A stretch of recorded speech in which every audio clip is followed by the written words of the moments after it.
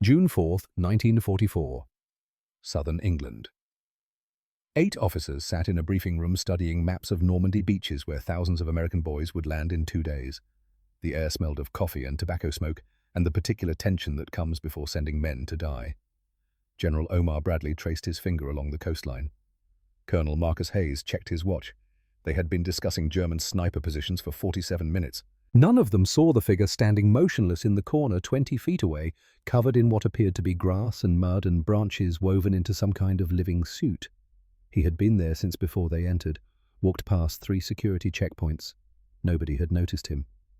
Elijah Blackwell cleared his throat softly. Every head jerked toward the sound. Chairs scraped. One officer reached for his sidearm. They stared at what looked like a man made of vegetation standing in their command post. "General, I believe this demonstrates the effectiveness of the technique." Bradley's coffee cup stopped halfway to his lips. Hayes stood so quickly his chair toppled. The silence stretched so long Elijah could hear his own heartbeat. Distant trucks on gravel. Someone shouting orders 3 buildings away. Good God. Bradley set down his cup carefully. "How long have you been standing there?" "Since before you arrived, sir. I watched you discuss the Omaha Beach defenses. Heard every word." Hayes stepped closer, studying Elijah like examining something that shouldn't exist. "And you could do this in combat under fire with a rifle?" "Yes, sir. The Creek called it ghost walking, becoming what the enemy expects to see rather than hiding from them." This is the story of how one black soldier from Mississippi used indigenous hunting techniques to kill 509 German soldiers and change the course of D-Day. This is the story of the man German intelligence would call Der Geist, the ghost. And it begins not in Normandy, but in the desperate poverty of Depression-era Mississippi, where survival meant learning to hunt from a dying Creek elder who understood that ancient knowledge could outlive empires. Summer, 1929. Rural Mississippi, Tallahatchie County. 10 miles outside a town too small to have a name on most maps. The air thick enough to chew. Cicadas screaming in pine trees. Heat shimmering off red clay roads that turned to soup when it rained and dust when it didn't. 8-year-old Elijah Blackwell followed his father Thaddeus through scrub forest at dawn, carrying a rifle nearly as tall as himself. The weapon was old, passed down from Thaddeus's father, held together with wire and prayer, and the kind of desperate hope that poverty breeds in men who understand that missing means their children go hungry. The Blackwell family lived in a sharecropper cabin with walls so thin you could see daylight through cracks. Thaddeus worked another man's land for a percentage that never covered what they owed. Rosemary cleaned white folks' houses for $3 a week. 4-year-old Opal was too young to understand that the hollow feeling in her belly wasn't normal. That other children in other places ate 3 meals a day. That hunger wasn't supposed to be a constant companion. "Boy." Thaddeus's voice was rough as pine bark. "Family needs meat. You coming with me to learn to hunt?" They settled into a tree stand Thaddeus had built the previous fall, waited as sun climbed higher. Deer never came. Thaddeus's technique was patience. Sit still. Let prey come to you. But prey that never arrives is just hunger lasting longer. By noon, Elijah's legs cramped. His stomach growled loud enough he feared it would scare deer a mile away. Thaddeus finally climbed down, face set in hard lines of a man failing his family again. Another day without meat. Another week of cornmeal and whatever vegetables Rosemary could coax from soil that had been worked to exhaustion by generations of sharecroppers before them. Elijah wandered deeper into forest, following a deer trail more from curiosity than purpose. Found himself in a clearing where an old man sat so still Elijah almost walked past without seeing him. Ancient skin the color of weathered copper, long grey hair tied with leather cord. Creek Indian. The remaining Creek families lived on marginal land nobody else wanted. Land too rocky or too wet or too far from roads to be valuable to white farmers who had taken everything else. The old man's eyes opened. Looked directly at Elijah, though the boy was 50 yards away behind brush. "White man hunts by hiding. Creek hunts by becoming. You want to learn Elijah should have been frightened, should have run back to find Thaddeus. Instead, he felt something click into place, like a key finding the lock it was made for. Yes, sir. Family's hungry." The old man stood in one fluid motion that belied his age, moved toward Elijah without seeming to move at all. As if the forest simply rearranged itself to bring them together. "I am called Wise Crow. Your people took our land, killed our buffalo, but they cannot take knowledge. And you want to eat, you learn to hunt like your people should have learned when they first came here." Over 7 years, Wise Crow taught Elijah what white hunters had forgotten or never known. how to see like prey sees, how to move like wind moves grass, how to become part of the landscape so completely that deer would look directly at you and see nothing but the forest they expected. Deer doesn't look for human shape, Wise Crow explained during their first lesson. He was covering himself in mudgrass, bits of bark, transforming from man into something else, something that belonged in the woods the way rocks and trees and shadows belonged. Looks for wrong movement, wrong sound, wrong smell. You become grass deer expects. You become wind deer ignores. You become shadow deer walks past. He demonstrated, moved so gradually that Elijah, watching from 10 feet away, lost track of where the old man was. Wise Crow covered 40 yards in 30 minutes, approaching a feeding doe until he stood close enough to touch. The deer raised her head once, looked directly at Wise Crow, then went back to grazing. Elijah's jaw dropped. How did you do that, not hiding? Becoming. Big difference. Hiding is what you do when afraid. Becoming is what you do when you are part of the world. Deer belongs to forest. You belong to forest. Same home. She doesn't fear you because you're not other. You're just forest being forest. 3 times a week Elijah met Wise Crow in those woods, learned to read wind direction by watching leaves turn, learned to place his feet where no stick would break, no dry leaf would crackle, learned to control breathing until it matched wind through branches, learned to stay motionless for hours, body screaming with cramps, mind calm as still water. The first time Elijah killed a deer using Wise Crow's technique, he cried. Not from joy, though his family would eat for a week, from something deeper. The deer had looked at him from 6 feet away and seen only forest, had gone back to grazing, peaceful, unafraid. Then Elijah's arrow took her heart. Clean death, honorable death, but death nonetheless. Wise Crow found him sitting beside the dead deer, tears running down his 13-year-old face. Good, you understand now. Every life you take matters. Every death has weight. Creek Hunter prays for spirit of deer, says, "Forgive me, sister. My family needs to live. Your death gives us life. May your spirit run free in forever forest." Elijah whispered the prayer, would whisper variations of it before every kill for the rest of his life, whether deer in Mississippi or German soldiers in France. The prayer was acknowledgement. Recognition that taking life, even when necessary, even when survival demanded it, carried a cost that should never be forgotten. By 1936, when Elijah was 15 and his father died pinned under a tractor that rolled on a slope made slick by spring rain, Elijah had become legend in the black community. The boy who could walk up to deer in daylight. The hunter who never came back empty-handed. The one who learned Indian magic in deep woods where white folks didn't go and didn't care what happened as long as it didn't concern them. He was sole provider now. Rosemary worked herself to exhaustion cleaning houses for white families who treated her like furniture that could talk. Opal, 12 years old, worked domestic service when she should have been in school. But Elijah's hunting put meat on their table 3-4 times weekly. Venison stew, roasted rabbit, wild turkey at Christmas. Not luxury, survival. The difference between eating or going hungry through Mississippi winter when work dried up and white folks decided they could clean their own houses until spring came and made them generous again. Elijah hunted before school when there was money for school, hunted after school, hunted weekends. Over 4 years he killed 300 deer, not for sport, not for glory, not because his mother and sister needed to eat, and white folks weren't offering jobs to Negro boys with 8th grade education and skin the wrong color for anything except the hardest labor at the lowest pay. In 1940, Wise Crow was dying, 81 years old body finally failing. Elijah visited him in a cabin even smaller than the Blackwell family shack. The old man lay on blankets smelling of sage and tobacco, breathing shallow, eyes that had seen the last of the old ways fading. "War coming." Wise Crow's voice was barely a whisper. "White men will ask you to kill, not deer. Other men. You will use what I taught." His hand, thin as bird bones, gripped Elijah's wrist with surprising strength. "Use knowledge to save lives, not just take them. Every kill honor the spirit. Never forget cost. Predator who chases loses. Predator who waits wins."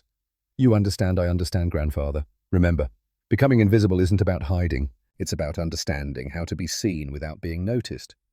Germans with scopes and training will look for soldiers. You show them forest. They look for movement. You show them stillness. They look for pattern. You show them what pattern they expect. Wise Crow died 3 days later. Elijah buried him in the woods where they had spent so many hours. Marking the grave with stones arranged in patterns, the old man said, meant safe passage to spirit world. Elijah didn't know if he believed in spirit worlds, but he believed in honoring teachers, in respecting knowledge passed from one generation to another across gaps that should have been unbridgeable, but somehow weren't. Mississippi in 1940 wasn't just hunting and survival. It was Jim Crow laws saying Elijah couldn't eat at white restaurants, couldn't drink from white fountains, couldn't sit in front of buses. It was police stopping him for walking through white neighborhoods. Signs saying coloreds only and no Negroes allowed, and we don't serve your kind here. It was the afternoon in 1941 when Elijah walked through town carrying a 10-point buck. Beautiful animal. Clean kill. Meat feeding his family 2 weeks. Police officer pulled up beside him. White man 30's hand resting casual on his sidearm like it belonged there, like the weight of it was comfort. Where'd you steal that deer, boy? Elijah kept his voice respectful. Eyes down. Survival technique, different from hunting, but equally important. Didn't steal it, sir. Hunted it legally on public land. Don't believe you. Coloreds can't hunt like that. You stole it. You're coming with me. 3 days in jail. Deer confiscated, given to the officer's family, probably. Released without charges, but with bruises from the officer wanting to teach him respect. The lesson Elijah learned was different. Being exceptional while black was dangerous. Excellence drew attention. Attention drew violence. Better to be invisible. Better to be overlooked. Better to be underestimated. But if Mississippi taught Elijah about hatred, it also taught him about love. Summer, 1942.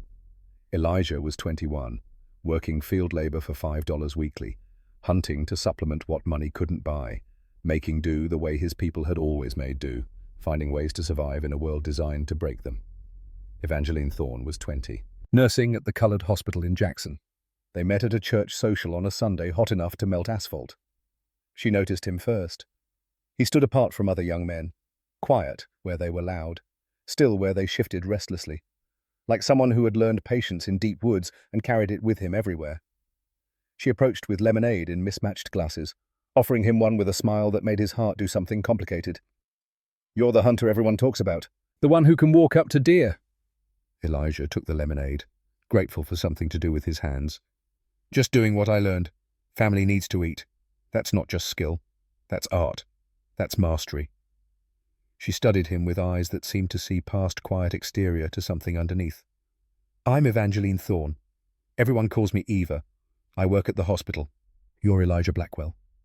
They talked 3 hours that afternoon, discovered shared experiences of poverty, segregation, loss. Her father had died in 1938, construction accident. Fell 3 stories building a hotel where black men could work but never stay. Her mother worked domestic service like Rosemary.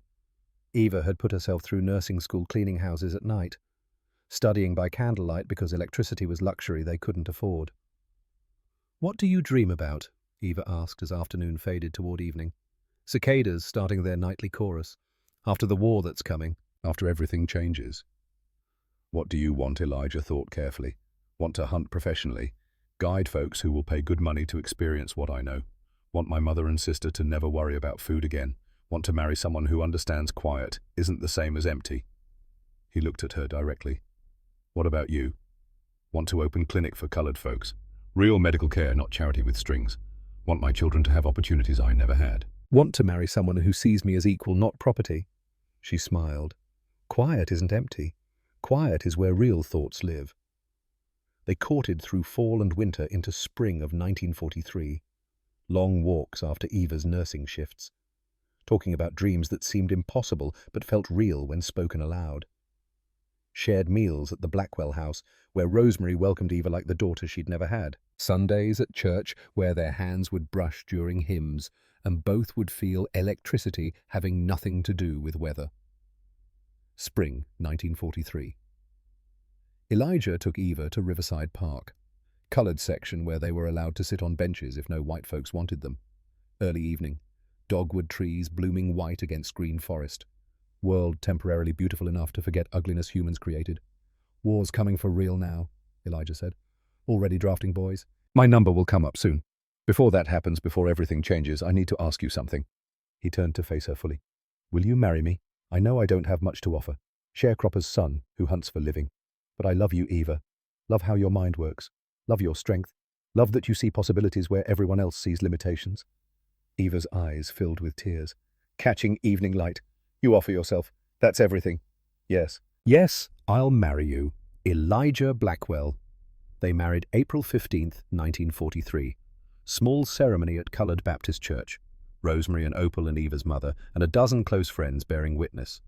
Reception was at the Blackwell house. Fried chicken costing a week's wages. Biscuits with butter that was pure luxury. Collard greens and black-eyed peas and sweet potato pie Eva's mother made from recipe passed through 3 generations of women who had survived slavery and Reconstruction and Jim Crow by being tougher than the world trying to break them. That night in the tiny room that would be theirs until Elijah shipped out, Eva whispered, "Whatever comes we face together. War or peace, good times or bad, together." Elijah agreed, holding her like she was the only solid thing in a world coming apart. 3 months later, Eva was pregnant. They were terrified and overjoyed equally. Baby due, March 1944. Elijah would be deployed by then. Knew it with certainty of a man who could read signs in bent grass and disturbed leaves. War was coming. He would go. The only question was whether he'd come back to meet his child. September 1943. The draft notice arrived. Elijah Lee Blackwell, report for induction. You have been selected for service. The envelope felt heavier than it should. Weighted with futures that would never happen, and deaths not yet assigned their names. Eva was 4 months pregnant, showing slightly under loose dresses. She held the notice in trembling hands, reading it 3 times like repetition might change words. "I have to go."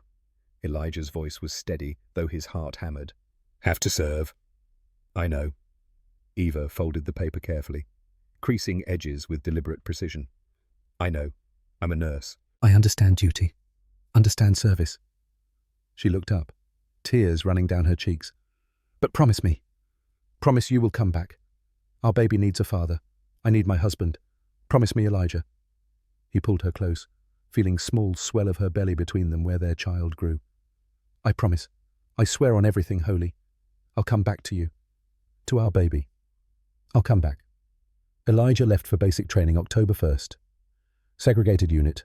The 366th Infantry Regiment. Training in Georgia, where weather was hot, but welcome was cold.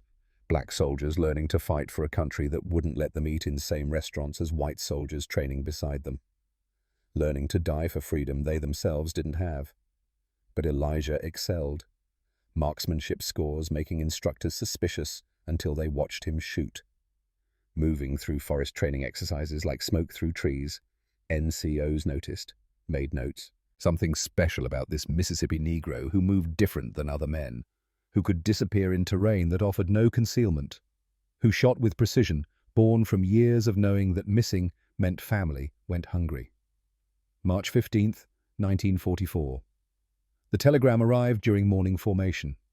Baby girl born March 12th. Stop. 7 pounds 4 ounces. Stop. Naomi Blackwell. Stop. Mother and child healthy. Stop. Congratulations. Stop. Elijah stood in formation holding that telegram, tears running down his face while other soldiers looked away respectfully. He was a father, had a daughter named Naomi, and he had never seen her, never held her, didn't know if her eyes were like his or Eva's, if she had hair yet, if she made sounds when she cried. Letters from Eva arrived weekly after that. "Naomi has your eyes, dark and serious. She's beautiful, Elijah, so beautiful it makes my heart hurt.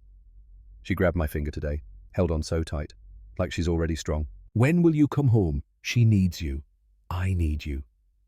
Elijah carried Naomi's photograph everywhere, tiny black and white image of Eva holding a bundle that was his daughter. He talked to the photograph before sleep, whispering promises he hoped he could keep. "Daddy's coming home, baby girl. Just wait for me. Daddy's coming home." April 1944. The special briefing came without warning. 20 soldiers selected from various units, brought to secured facility. Told to report 0800 sharp, wearing full kit, ready for classified mission assignment. Colonel Marcus Hayes stood at front of briefing room, maps of Normandy beaches behind him. Eyes that had seen too many young men die looking at soldiers who didn't yet know they had been chosen for something that would change warfare forever. "Gentlemen, you've been selected for specialized counter-sniper operations. You'll deploy 48 hours before main invasion. Your mission is to eliminate German observation posts and sniper positions before they can report on our forces or direct artillery onto landing zones. Elijah listened as Hayes explained German defenses. Sniper positions. The hundreds of ways Americans would die on Normandy beaches if someone didn't blind German observers first. Listened as Hayes said they'd been selected not for military training but for hunting backgrounds, because Germans expected conventional snipers. Because sometimes best weapon wasn't training, but natural skill developed over years of desperate necessity.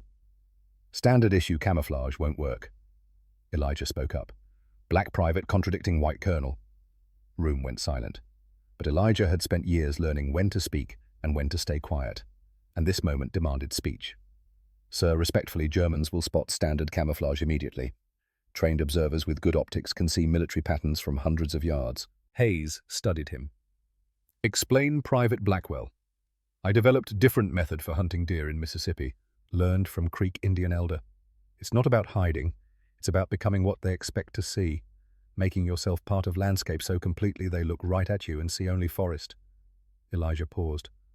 I can demonstrate if you give me 24 hours. Next morning, Elijah created his first military-grade camouflage suit in a field resembling Normandy terrain. Spent 3 hours gathering grass, twigs, mud from exact location where he would operate. Wove them into fabric backing until man and landscape merged into something existing in space between visible and invisible. Officers returned at 1100 hours with binoculars and spotting scopes, scanned field systematically for 45 minutes, found nothing. Hayes was about to call it off when Elijah spoke from 30 yards behind them, where he had been standing since before they arrived. I believe this demonstrates the effectiveness, gentlemen. Every officer spun around. Elijah stood in open field, covered in his camouflage suit, looking like some primal god of vegetation had taken human form to walk among mortals who had forgotten how to see. Hayes's expression shifted from surprise to calculating interest. And you can teach this? The basics. Yes, sir. Full mastery takes years, but fundamentals can be taught in days. Enough to make your men much harder to spot than with standard issue. Decision was made. Elijah would lead training. 20 men learning indigenous hunting techniques to kill German observers. Specialized unit deploying ahead of D-Day. Mission so secret their families wouldn't know they had gone until after invasion succeeded or failed. 10 days of intensive training. Most soldiers were white. Some resisted learning from a black man. But results speak louder than prejudice. And Elijah's methods worked. Sergeant Duncan MacLeod, 32-year-old Montana elk hunter, was most receptive. I've hunted elk for 20 years, MacLeod admitted during break. Thought I knew everything about stalking game. After watching you, I realize I don't know a damn thing. Teach me everything. Elijah appreciated MacLeod's openness. They became close despite barriers of race that Army regulations tried to maintain. In field hunting, German observers' color mattered less than competence. Death was democratic that way. Final training exercise had 10 soldiers using Elijah's technique, hiding in forest while officers tried to locate them with binoculars. Officers found 3. 7 remained invisible. Hayes nodded approval. This will save lives. Gentlemen, you deploy June 4th, June 2nd, 1944. Elijah wrote his final letter before deployment. My dearest Eva and little Naomi, in 2 days I'll be doing something important. Can't say what or where. But everything I do to come home to you both. I think about Naomi constantly. Does she smile? Does she cry? What color are her eyes? I know you wrote they're like mine, but I need to see for myself. Need to hold her. Need to be her daddy instead of just words on paper. Eva, you are my strength. When I'm scared, and I am scared, I think of you. Think of life we'll build when this war ends. Tell Naomi her daddy loves her. Tell her I'm coming home. Tell her to wait for me. All my love forever, Elijah. Eva's response arrived June 3rd. Reached him hours before departure. My darling Elijah. Naomi smiled today, her first real smile. I cried because you weren't here. But I took photograph. I'm sending it. She knows you somehow. When I read your letters, she gets quiet, like she's listening. Come home, Elijah. Come home safe. We're waiting. We'll always be waiting. I love you more than life. Naomi loves you even though she doesn't know you yet. But she will. You'll come home, and she'll know her daddy. Forever yours, Eva. Elijah read that letter until words blurred. Kissed the photograph of Eva holding Naomi until paper started to wear. tucked it in breast pocket over his heart, where enemy bullets would have to go through his daughter's image to reach him. June 4th, 1944. Night. English Channel. 20 counter-snipers boarded submarine, emerging later in small craft, cutting through dark water toward French coast. Elijah sat quietly. Only black soldier in unit, distance still existing despite training success. McLeod settled beside him. Nervous, but lions get nervous before hunts too. Just focused energy waiting for direction. Not about Germans, McLeod said quietly. Just focused on what needs doing. For what it's worth, I don't care what color the hand is keeping German crosshairs off my back. Appreciate that, Sergeant. Small craft approached beach at 0300 hours. No lights visible from shore. Hayes whispered final instructions. Independent operation. Primary targets. Maintaining element of surprise. Elijah's sector. 3-mile stretch of farmland south of Saint-Laurent-sur-Mer. Intelligence said 2 German sniper positions minimum. 1 artillery observation post. 400 hours. Elijah waded ashore. Water cold through boots. Rifle held high. Historical weight pressed on him. Black American soldier among first to set foot in occupied France. Coming to liberate foreign land while his people still couldn't vote in Mississippi. Irony tasted bitter as seawater. He moved inland alone. Found secluded copse. Began creating specialized camouflage. Gathered grasses, branches, soil under moonlight. Weaving them into suit, transforming him from man into ghost, neither fully human nor fully landscape, but something between. Something Germans wouldn't recognize until it killed them. The Normandy grass was different from Mississippi, coarser, tougher, adapted to salt air and constant wind. The soil was clay-heavy, darker when wet, packed differently. The hedgerows were dense, ancient, thorny boundaries that had divided French farmland for centuries. Elijah incorporated all of it. Made himself part of this specific terrain in this specific place. Generic camouflage would fail. But landscape-specific camouflage changed and refreshed every few hours that was invisible. Technical specifications that would later be documented at Aberdeen Proving Ground. Suit weight, 8.7 pounds when wet. Effective invisibility range 30 yards or more depending on terrain. Movement speed 50 yards per hour maximum. Vision through suit 70% of normal. Material replacement required every 6 to 8 hours as vegetation died and lost natural coloring. By dawn, he had completed transformation. Wise Crow would have approved. Dawn broke over Normandy. Elijah began patient advance across open field toward German positions. Moved only when wind moved grass around him. Froze when air stilled. Took 3 hours to cover 600 yards. Patience learned from Wise Crow. Discipline earned through years of necessity. From hedge, he spotted German observation post in abandoned farmhouse 400 yards ahead. 2 Germans, 352nd Infantry Division. Experienced Eastern Front veterans. 1 watched with binoculars. 1 manned radio. They changed positions every 20 minutes. Checked in hourly. Professional. Careful. Dead men who didn't know it yet. Obergefreiter Hans Dietrich was 24. From Hamburg. Had survived Stalingrad. Wrote letters to girlfriend named Greta every Sunday. Dreamed of opening bicycle shop after war. None of which Elijah knew then. Would learn later from documents. From intelligence reports. From the small personal items soldiers carried that turned them from enemies into people. 1100 hours. Elijah fired. Dietrich fell. Second shot before radio operator could react. Gefreiter Kurt Brenner, 22, from Munich, who collected stamps and wanted to be teacher, dead before he hit ground. Elijah didn't move. Standard training said relocate immediately. But Wise Crow taught different lessons. Movement draws attention. Stillness becomes invisible. 30 minutes later, German patrol arrived. 4 soldiers investigating silence from observation post. They entered farmhouse. Elijah waited. They emerged running, shouting into radios. 4 measured shots, all down. Before each kill, Elijah whispered the prayer Wise Crow taught. Forgive me, brother. Duty makes us enemies. May your spirit find peace. By afternoon, word spread through German lines. Allied sniper in area. They sent counter-sniper teams. But they were looking for conventional military sniper. Not Mississippi hunter using Creek Indian ghost walking. Elijah repositioned. Took 2 hours to move 200 yards. Found second observation post. 3 Germans scanning American positions through scopes, calling coordinates for artillery, directing fire onto beaches where Americans would land in 2 days. The kills were clinical, professional. First man down, second reaching for radio, third trying to run. None made it. The silence after was profound. Wind through hedgerows. distant artillery, crows calling, but no human sound, no radios crackling, no observers directing death. By dusk, June 4th, Elijah had eliminated 6 positions, 14 German soldiers dead. His rifle still worked. He was still alive. Naomi's photograph still rested over his heart. Radio crackled. Stalker 7 report status. Stalker 7 reporting. Position Charlie 49er. 14 confirmed neutralizations. Request instructions. Hayes's voice came back. Impressive work. Continue operation through tomorrow. Rendezvous Point Baker at 2300 June 5th. You're doing exactly what we need. June 5th. McLeod joined Elijah's sector. 2-man team working in tandem. Elijah taught McLeod the basics. How to move with wind. How to read terrain for natural concealment. How to become what Germans expected rather than hide from what they looked for.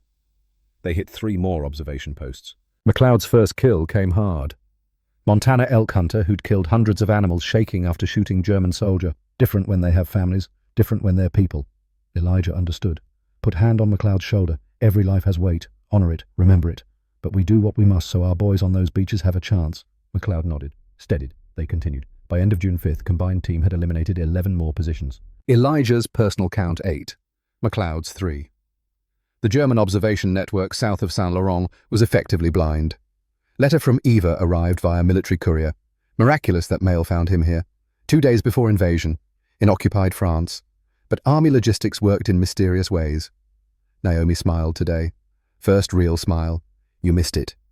She grabbed my finger and held on, strong like her daddy. I'm so tired, Elijah, working hospital caring for her alone. But I think of you constantly. Wonder where you are, what you're doing, if you're safe. Come home.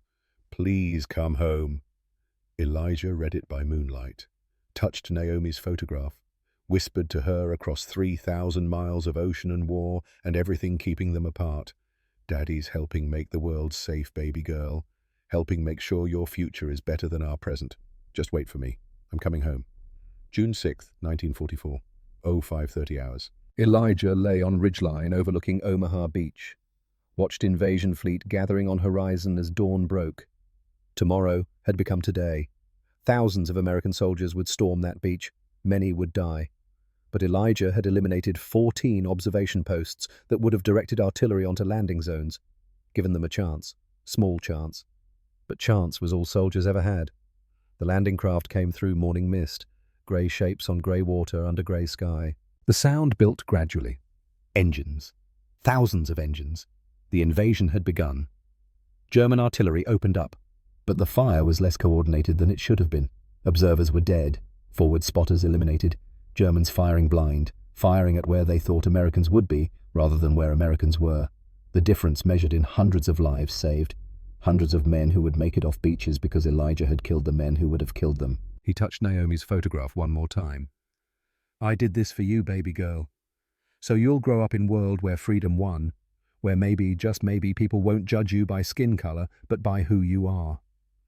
By afternoon, American forces were inland, beaches secured though at terrible cost, blood in the sand, bodies in the water, but they had succeeded. The invasion held. Hitler's Atlantic Wall had been breached. Elijah's mission continued.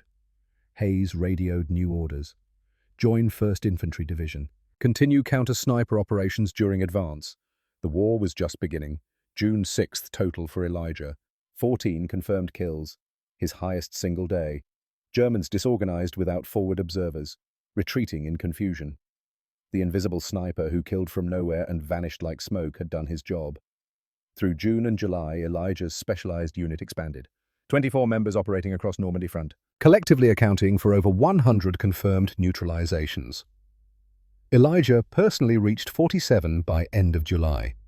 German communications intercepted by Allied intelligence revealed growing concern. Phantom snipers who seemed able to strike without warning and disappear without trace. Der Geist, they called him when reports filtered back about the one who could stand in open field and not be seen. The Ghost. But German High Command was responding. Deploying specialized hunter-killer teams, Mountain Division veterans, forest rangers, men with extensive pre-war hunting experience similar to Elijah's background, professional hunters who understood stalking prey through wilderness terrain. August 1st, 1944. Intelligence briefing. Hayes pulled Elijah aside. We've identified German counter-sniper specialists transferred from Eastern Front specifically to hunt you. Hauptmann Klaus Richter, age 34. Bavarian gamekeeper before war, decorated sniper instructor, 60-plus Soviet sniper kills at Stalingrad. He's been assigned one mission: find and eliminate Der Geist. Hayes slid file across table. Photograph showed weathered face, intelligent eyes, the look of someone who'd survived things that killed lesser men. He's the best they have, Elijah. Be careful. Elijah studied photograph. This was different from hunting observation posts. This was hunter versus hunter. Man who understood exactly what Elijah was doing, because Richter understood it too, had spent lifetime mastering similar skills in different forests, for different prey. But the fundamentals were same: patience, observation, understanding how quarry thinks. That night Elijah wrote Eva, "My dearest Eva, I can't say where I am or what I'm doing, but know I think of you and Naomi every moment. I carry your photograph over my heart. It's kept me safe so far. Things are getting more dangerous. But I promise I'm being careful. I promise I'm coming home. Tell Naomi her daddy loves her. Tell her I dream about holding her, about seeing her smile, about teaching her to walk. I love you both more than life itself. Elijah." Eva's response arrived August 10th. Her letters were lifeline. Connection to world beyond war. My darling Elijah. Naomi took her first steps today. 3 steps before falling. I cried because you weren't here to see it. I'm scared, Elijah. Your letters sound different. More worried. What's happening? Please be careful. Please come home. Naomi needs her father. I need my husband. We love you. We're waiting. Always waiting. Eva. August 4th, 1944. Near Falaise. 3-day pursuit begins. Elijah tracking Richter through densely vegetated terrain. Both men employing every trick in considerable arsenals. This was different from anything Elijah had faced. Not hunting soldiers following orders. Hunting another apex predator who understood exactly what Elijah was doing. Day 1. The first trap. Richter set cunning trap. Disturbed vegetation suggesting sniper position. Classic bait. Elijah approached carefully. Every sense screaming caution. 200 yards away, spotted unnatural pattern in branches. Something wrong. Twigs broken at consistent angle. Grass bent direction that didn't match prevailing wind. Scuff marks too deliberate. Richter was behind him, watching. Waiting for Elijah to commit to obvious position. Elijah froze completely. Became grass. Became wind. Became nothing the eye could focus on. Breathing so shallow it wouldn't disturb butterfly. Heart rate slowed through conscious effort. Entering state-wise crow called spirit walking, where body became landscape and mind floated free. Richter scanned area for 20 minutes from elevated position 80 yards away. Didn't see Elijah despite looking directly at him 3 times. Quality optics. Professional training. Eastern Front experience hunting Soviet snipers through Stalingrad rubble. But none of it prepared him for someone who didn't hide, but became. Eventually Richter withdrew, muttering in German. Wo bist du, Geist? Ich weiß du bist hier. Where are you, Ghost? I know you are here. Day 2. The stalk.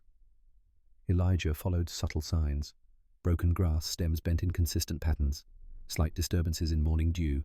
Unnatural bird silence in specific areas. Trail led to small valley. Perfect ambush location. Too perfect. Elijah circled wide. Took 6 hours to approach from unexpected angle. Spotted Richter's position concealed in tree overlooking expected approach route. Set up 150 yards away. Waited. But Richter sensed something. Relocated before Elijah could shoot. 2 masters circling each other. Each knowing the other was close. Neither able to land killing blow. Near-death moment came without warning. Richter's shot grazed Elijah's shoulder, blood dripping. But Elijah couldn't move. Any movement would give position. Would draw follow-up shot. Had to remain still. Had to trust the suit. Trust the technique. Trust that Richter couldn't see what he was looking for. Richter circled, looking for movement. Came within 10 yards. Studied area intently through scope. Elijah's heart pounded so hard he was certain Richter could hear it. Blood soaking into camouflage suit. Richter's boot inches from his face. The German was talking to himself. I hit something. I heard impact. Where is blood trail? Where did he go? After 15 minutes, Richter withdrew. Frustrated. Confused. How do you shoot someone and they vanish? Elijah remained frozen another hour. Then treated wound. Shallow graze. Painful but not serious. Used own blood to blend into camouflage. turned injury into advantage. Blood darkened the suit, made it more effective. Day 3, August 6th. Evening approaching. Elijah had been tracking Richter all day. Both men exhausted. 3 days, no sleep. Minimal food. Constant tension wearing even strongest down. Elijah realized Richter was also tracking him. They were circling each other like two apex predators sharing same territory. Eventually one would make mistake. Question was who? Elijah made decision. Set bait. Found small valley with natural choke point between hedgerows. Prepared position meticulously. Settled into shallow depression, offering concealment and clear field of fire. Then deliberately created subtle disturbance in natural pattern. Broken branch at specific angle. Grass compressed in way that suggested recent passage. The kind only master hunter like Richter would notice. Bait set. Elijah became earth itself, breathing so shallow it wouldn't disturb butterfly on his chest. Heart rate slowed. Entered meditative state, Wise Crow taught him. Mind separating from body. Floating above pain and fear and exhaustion. Hours passed. Sun descended toward horizon. Near dusk, Elijah detected almost imperceptible signs. Pair of finches briefly altered feeding pattern. Richter approaching. German moving with extraordinary skill. Level of mastery Elijah rarely encountered. But Richter thinking like conventional hunter, stalking conventional prey. Richter's focus on disturbance Elijah created. Experienced mind recognizing it as potential sniper position. Maneuvering to approach from unexpected angle, but in doing so momentarily silhouetting himself against evening sky. Crossing between hedgerows. Fatal error. Elijah fired once. Echo across valley. Richter fell without seeing adversary. Elijah approached carefully. Rifle ready. Richter still alive. Mortally wounded. Blood spreading across German uniform. Their eyes met. Recognition passed between two masters.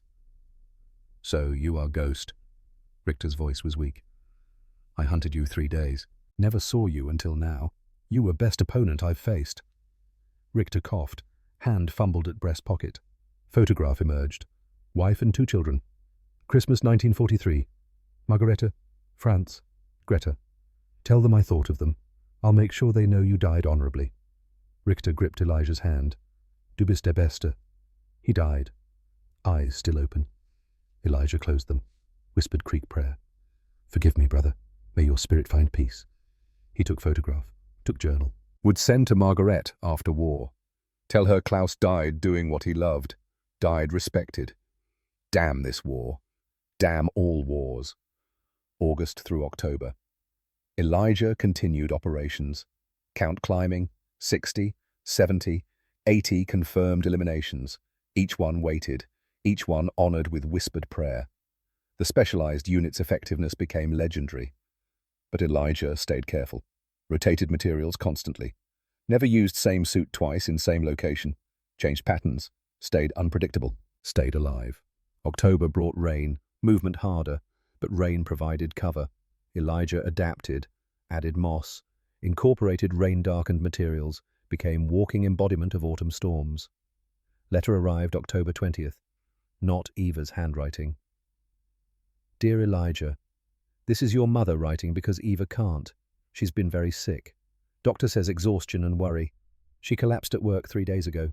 Naomi is fine. I'm caring for her. But Eva asks for you constantly. She needs you home, son. Please come home soon. Love, Mama.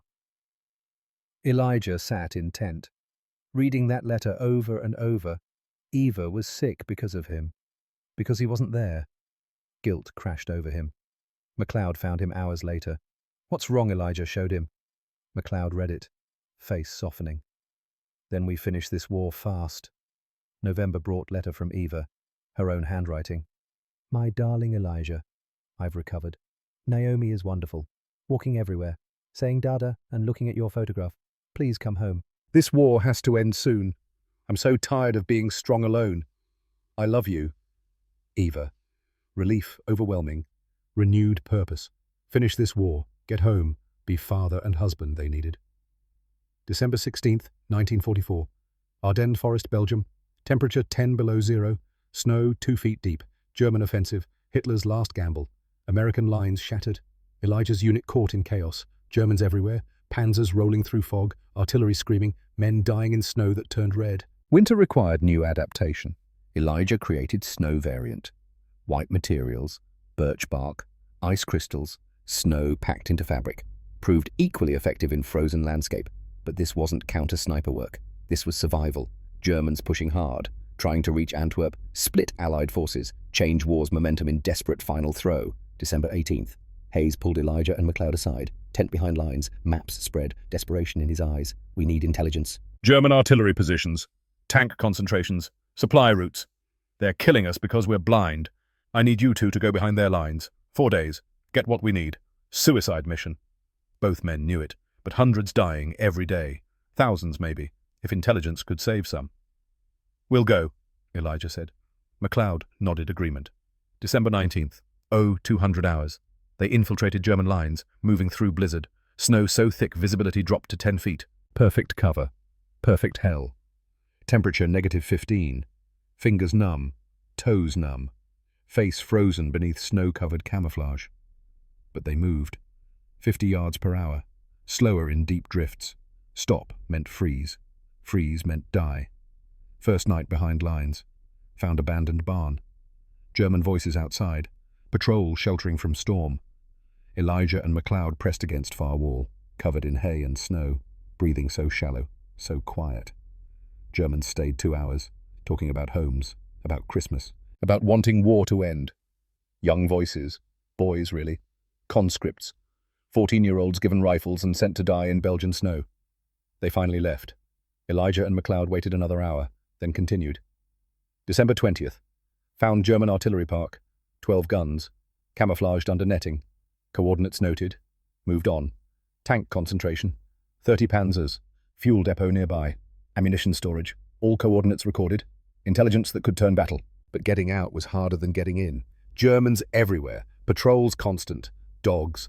Elijah used herb mixture, but snow made scent trail. Had to move during snowfall. Wait when it stopped. Progress slow. December 21st. Near death came without warning. German patrol. 8 men. Walking single file through forest, Elijah and McLeod frozen in snowdrift beside path. Soldier stopped to urinate, 3 feet away, stream yellow against white snow, steam rising. Talking to companion about girlfriend, about Munich, about Christmas leave that would never come. Another soldier lit cigarette, cupping hands against wind, standing 2 feet from McLeod. So close Elijah could smell tobacco smoke, could hear breathing, could see individual snowflakes catching on German's collar. 2 minutes. Longest 2 minutes of Elijah's life. Heart hammering, lungs screaming for air, but breathing so shallow, so controlled. Wise crows teaching, spirit walking. Mind separate from body. Soldiers moved on. Never knew 2 American snipers lay within touching distance. McLeod exhaled slowly. Jesus Christ. Elijah touched Naomi's photograph through frozen uniform. Still there. Still protecting him. December 22nd. 4th day. Making run for American lines. Dawn breaking. Blizzard clearing. Visibility improving. Dangerous. German machine gun nest ahead. Blocking path. No way around. Snow too deep. Time running out. McLeod whispered, I'll draw fire. You flank right. Take them out. No. We go together or not at all. Then we better be fast. Simultaneous movement. Both rising from snow. Rifles firing. Germans shocked. 2 Americans appearing from nowhere. White ghosts. Death in blizzard. 4 Germans down. But 5th got shot off. Machine gun raking. McLeod hit. Shoulder. Spinning. Falling. Elijah killed 5th German. 6th. Dragged McLeod into crater. Blood everywhere. Bright red on white snow. How bad McLeod grinned through pain. Seen worse. Get us home. Shrapnel hit Elijah's leg. Explosion behind. Artillery zeroing in. Germans calling coordinates. Had to move. Had to run. Elijah hauled McLeod up. Half carrying. Half dragging. Through snow. Through fire, toward American lines 200 yards away, American voices shouting, Medic, medic, we got wounded. They made it, barely, both bleeding, both hypothermic, but alive, intelligence delivered, maps, coordinates. Everything Hayes needed. Medical tent, field hospital.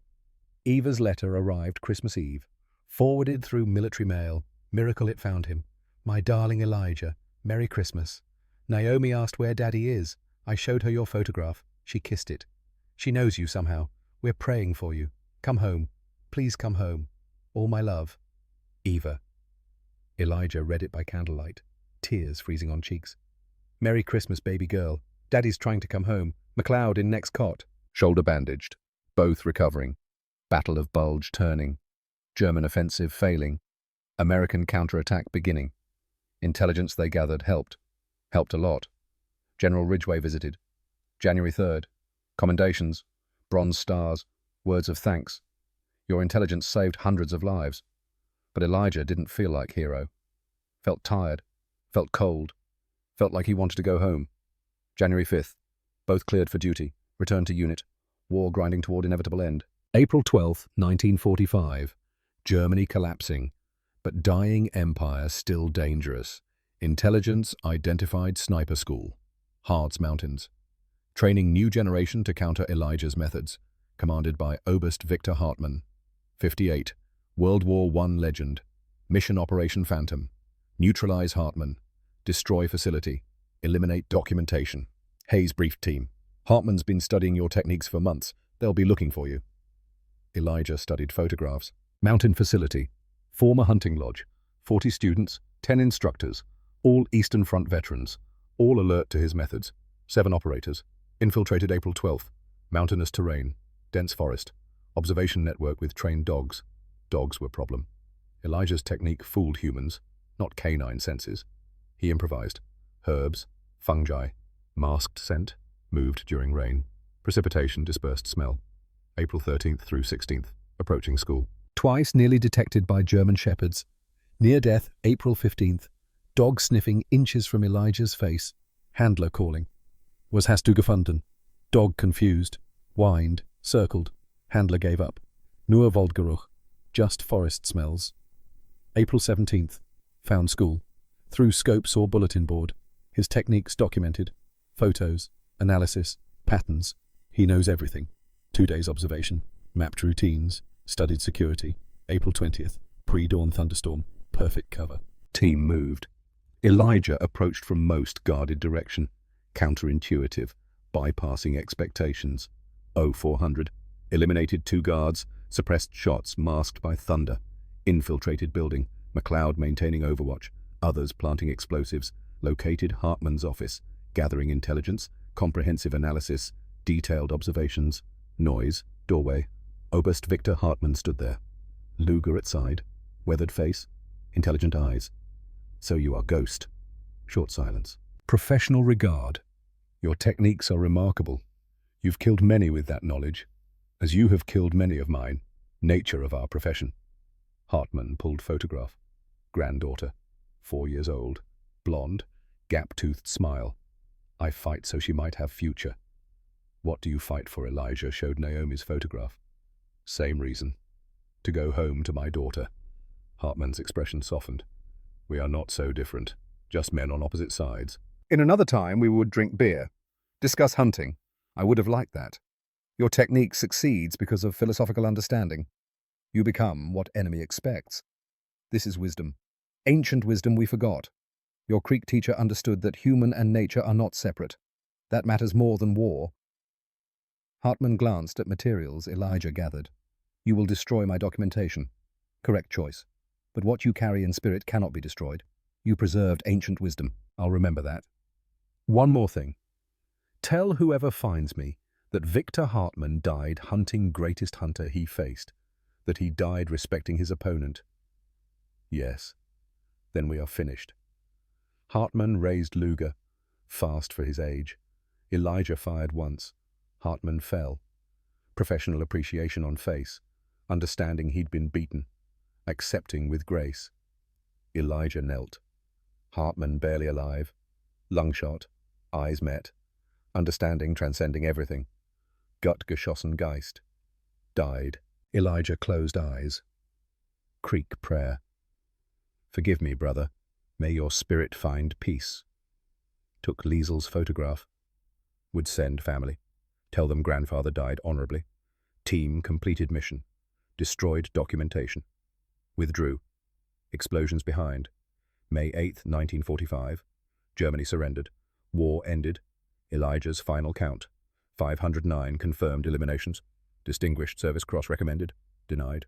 Negro soldiers don't receive this decoration. reduced to Bronze Star. June 15th. Shipped home. 2 weeks' journey. Segregated transport. Black soldiers who fought for freedom traveling in conditions reminding them they weren't free. Arrived New York. June 29th. Buses to Mississippi. Segregated buses. Sit in back despite uniform. Coming home to country he fought for.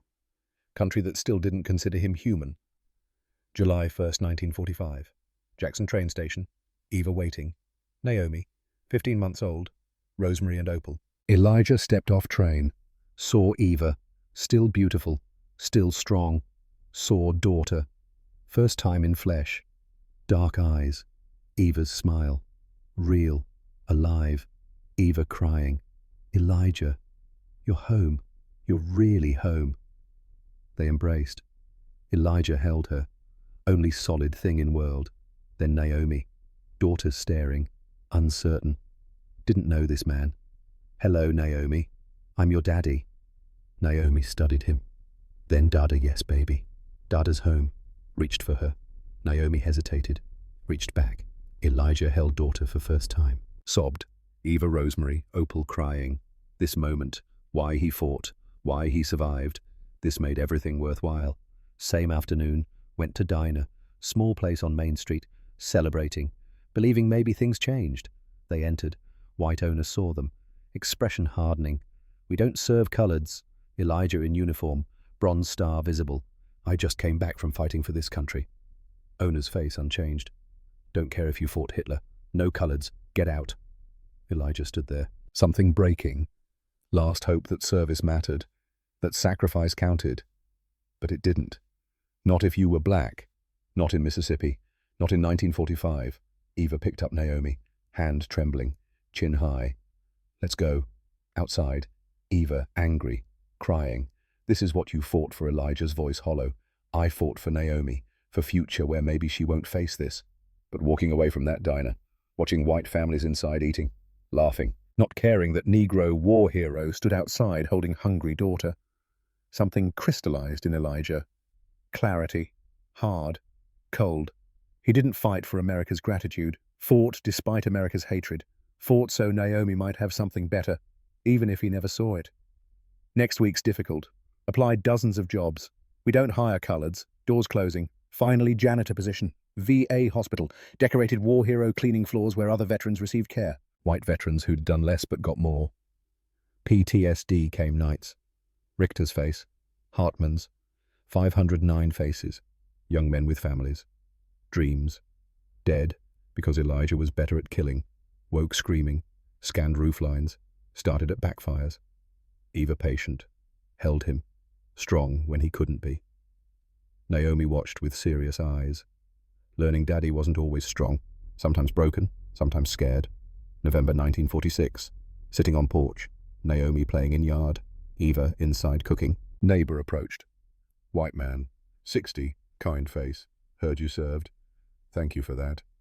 Elijah nodded. Didn't know what to say. My son died at Normandy. June 6th. Omaha Beach. You were there. Yes, sir. Maybe you helped keep him alive a little longer. He made it off beach. Died 2 days later. But he made it off. Maybe you're part of reason why. Man extended hand. Elijah shook it. First white person in Mississippi to thank him. Man left. Elijah sat there, crying. Eva came out. Held him. Sometimes kindness breaks you more than cruelty. 1947. Second daughter born. Mercy Blackwell. Named for quality world needed. Better father this time. Present. Learning to be human instead of ghost. Nightmares persisted, but family helped. Naomi crawling into bed mornings. Daddy, I had good dream. Want to hear? Yes, baby. Tell me. Her voice chasing away German faces. Mercy growing. Both girls taught to hunt. Elijah passing down wise crow's techniques. Knowledge spanning generations. Not letting it die. 1950. Moved to Alabama. Better opportunities. Opened hunting guide service. Small. Guided white clients who never knew war record. Just Negro who knew woods real well. One client asked, "Where'd you learn to hunt like this from Indian elder when I was boy?" Client laughed. Indians know their business. I'll give them that. Elijah didn't mention 509 Germans. Didn't mention Normandy. Just smiled. took payment, fed family. Eva worked clinic, nursing, both building modest life, not wealthy, but happy, together, alive. Naomi, 12, in 1956, asked question cutting deep. Daddy, why do white folks treat us different? Elijah knelt. Because they're scared, baby. Scared of what they don't understand. But you be proud. You carry knowledge nobody can take. Remember that. 1954. Letter arrived.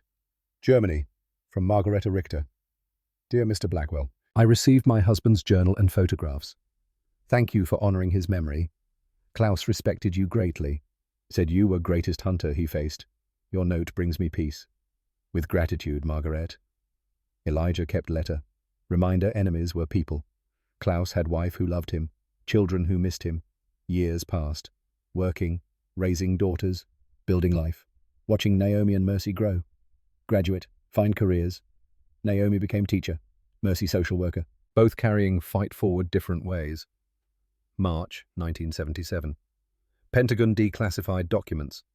Military historians astonished. Elijah's contributions discovered. Story broken. Negro soldiers' secrets saved thousands. 509 eliminations using indigenous techniques. Reporter found Elijah. Small office. Maps. Equipment. Why didn't you seek recognition? Elijah looked at family photograph on desk. Didn't need recognition. Needed to come home. That was my reward. November 11th, 1977. Veterans Day. Washington, D.C. Full ceremony. Elijah, 56. Eva, 55. Naomi, 33 with children. Mercy, 30. General Colin Powell presented Distinguished Service Cross, 32 years late. Private First Class Elijah Blackwell developed revolutionary techniques that saved hundreds of lives. Contributions remained classified 32 years. Today we honor his sacrifice. Sergeant Duncan MacLeod gave tribute. 75. Voice strong. Elijah taught me excellence transcends race. He served with honor, saved lives, never asked recognition. That's heroism. Germans called him ghost. We called him friend. All true. Elijah spoke. Brief, emotional. I'm not comfortable with attention. Just did what I was taught. What wise crow taught. If this means anything, let it mean knowledge comes from unexpected places. Ancient wisdom has value. I did this for Eva, who waited. For Naomi, I didn't meet until 15 months old. For Mercy, born after I returned. For families who want loved ones home. We serve not for glory, but for people we love. For chance to go home. Standing ovation, many tears. Finally justice, finally recognition. 1992. Elijah died, age 71. Funeral attended by hundreds. Military honors, 2006.